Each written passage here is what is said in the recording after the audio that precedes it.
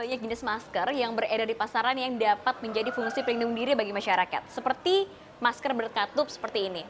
Kalau kita lihat dari bentuknya sebetulnya tidak jauh berbeda dengan masker kain pada umumnya, tetapi masker berkatup ini memiliki fungsi seperti alat penyaring udara. Kemudian di dalamnya juga ada filter tambahan.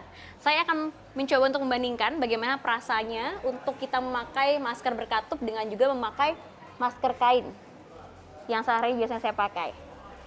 Kalau dari segi kenyamanan dibandingkan dengan masker kain biasa, memang saya merasa lebih bisa bernafas lebih lega dibandingkan dari biasanya. Tapi yang jadi pertanyaannya adalah apakah masker berkatup ini juga aman dan juga tidak menularkan potensi virus COVID-19 terhadap orang-orang di sekitarnya? Peneliti di Florida Atlantic University Amerika Serikat melakukan eksperimen dengan beragam bahan dan model masker. Hasil eksperimen menunjukkan tidak semua jenis masker benar-benar efektif melindungi pemakainya dari virus.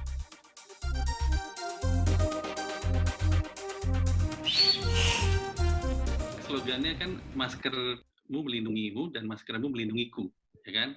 Nah kalau ada ventnya, slogan itu jadi nggak berarti karena kalau yang makainya orang yang dari OTG atau tidak bergejala tapi dia punya virusnya atau dia terkena penyakit COVID-nya, ketika dia menghembus napas, nah kan ada ventnya, itu udaranya kan keluar, jadi maskermu mungkin melindungimu tapi tidak melindungiku.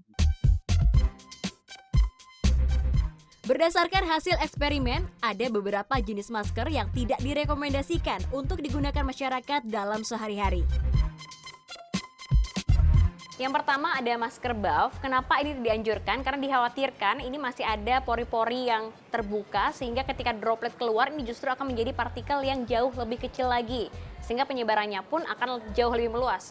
Selanjutnya juga ada masker berkatup yang memiliki filtrasi udara seperti ini.